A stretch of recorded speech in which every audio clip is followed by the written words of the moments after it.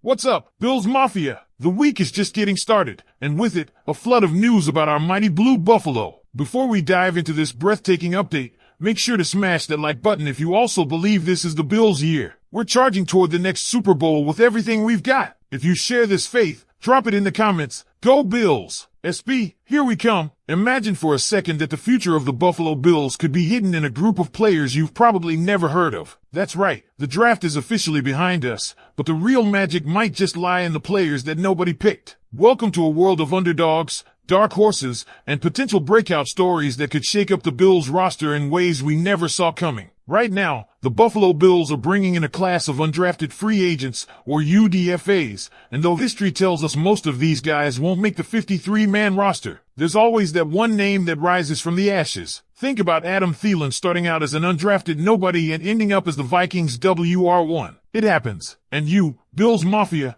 might be witnessing the first steps of the next big story. Let's dive deep into exactly who is knocking on the door of one Bills drive. First up is Hayden Harris, the edge rusher out of Montana. You're talking about a guy who started 14 of 15 games in his first year at Missoula and stepped up big during the playoff run, posting 32 tackles, 10 of them solo. Not to mention 2 sacks, 4.5 tackles for loss, for QB hurries, and 2 pass breakups. Now, no one's saying he's the next Bruce Smith, but that kind of production in college playoffs shows a knack for stepping up when it matters most. Sure, the odds are stacked against him, but isn't that what being a Bill is all about? Then there's Hal Presley, a wide receiver out of Baylor. Presley hauled in 31 catches for 429 yards in his final season, and he racked up more than 1,000 yards across his career on 81 catches with 7 touchdowns. What stands out? His 12.9 yards per catch average. In a Bills wide receiver room that could use some more depth behind the top-tier talent, Presley might just find a crack in the door, and if someone goes down, don't be shocked if he gets called up. Now here's where things get even more interesting. Jacob Bayer, the center out of Arkansas State, enters the picture. Last year, he allowed just 1 sack and earned an impressive 81.9 PFF grade. He's a beast in terms of strength and handwork, although he's a bit sluggish when it comes to lateral movement. Think of him as a reliable backup if he hits his ceiling. And let's be real, having dependable depth at center could save the Bills' season if injuries hit the O-line. Plus, if nothing else, the guy sports one of the most glorious mullets you've ever seen, and honestly, that's the kind of locker room energy you want. Rolling along, we meet Stephen Gosnell, wide receiver from Virginia Tech. Truth be told, Gosnell's college career was underwhelming. In the game I personally caught, he snagged just 1 pass, a short crossing route for 6 yards. Not exactly lighting it up. Still, depth is key, and practice squads need reliable guys who know the playbook and grind every single day. Kelly Ari, and forgive me if I butcher the pronunciation, is another wide receiver, this one from Mississippi State. Despite playing for a team that only won about 2 games last season, Kelly put together a decent career with 1,600 yards and 10 touchdowns across 35 games. He might lack star power, but his 49-yard long catch in 2024 shows he's got the ability to break off big plays. Again, depth, special teams, and maybe, just maybe, he becomes one of those guys who surprises everyone in preseason. Now, Paris Shand, the edge out of LSU, brings an international flair. He's Canadian, standing at 6 feet 3 inches and 268 pounds. He posted 24 tackles for loss and 2 sacks last season. Admittedly, he lacks elite athleticism and explosiveness, but size like that can't be taught. Competition at edge is fierce, and while Shan's chances are slim, just imagine if he proves everyone wrong. Then we have Daryl Porter Jr., a cornerback from Miami. At 5 feet 11 inches and 184 pounds, he's got 7 pass breakups under his belt but a glaring stat line of 0 interceptions last season. Scouts knock him for his lack of ball skills,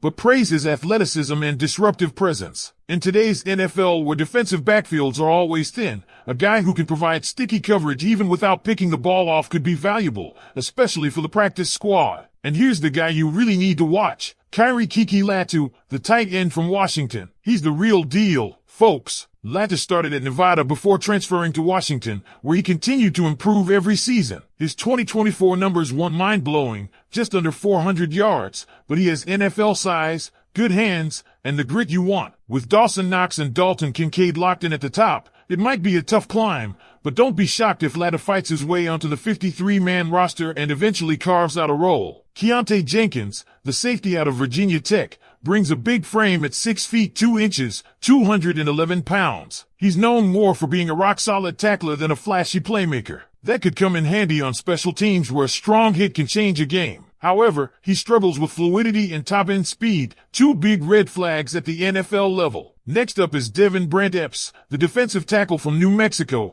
who spent his first 3 years at Old Dominion. This guy is a production machine, 85 tackles, 11.5 tackles for loss, 3 sacks, and 4 pass breakups across 32 games. He's a bit slow and oversized for the position, but he knows how to get his hands up and disrupt passes. At the very least, he could be a nightmare for quarterbacks in practice. Finally, there's Ree Owens, the safety from New Hampshire. The man racked up an absurd 111 tackles in 2024. Yeah, you heard that right, 111 tackles. Granted, he played against lower-tier competition, but that kind of productivity can't be ignored. Standing 5 feet 11 inches and weighing 205 pounds, Owens is coming in hungry and looking for a shot. So, Bills Mafia, there you have it. The unsung heroes, the dark horses, the long shots who will be battling tooth and nail to earn a place in Buffalo. Most of them won't make it, that's just the brutal reality. But somewhere in this group, maybe, just maybe, is the next star. Now I want to hear from you. Which of these UDFAs do you think has the best shot to make the 53-man roster? Who's the next hidden gem waiting to be unleashed on the NFL? Drop your thoughts in the comments, and don't forget, this story is only just getting started. Stay tuned, and as we continue peeling back the layers on these undrafted free agents,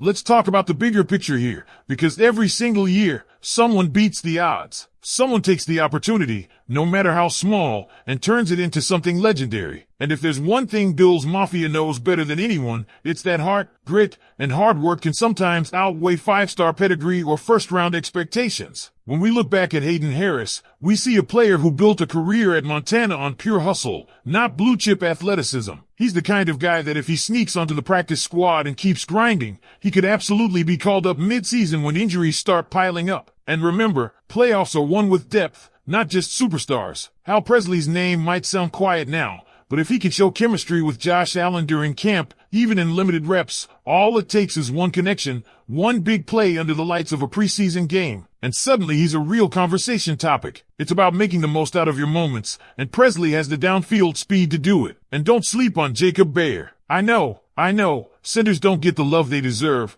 but the heartbeat of an offensive line is its center. Bayer's incredible strength, paired with his high football IQ, gives him a legitimate shot to become a trusted backup, and trust me, if Mitch Morse ever misses time, having a plug-and-play guy like Bayer could be the difference between a playoff win and a heartbreaking loss. Even guys like Steven Gosnell, who had a fairly anonymous college career, have a chance to show what they're made of in an NFL training camp. Sometimes it's about being coachable, being reliable, and understanding your role. Coaches love a guy who doesn't make mistakes, even if he's not the flashiest athlete on the field. Now let's circle back to Kelly Ari. Here's the thing, he comes from Mississippi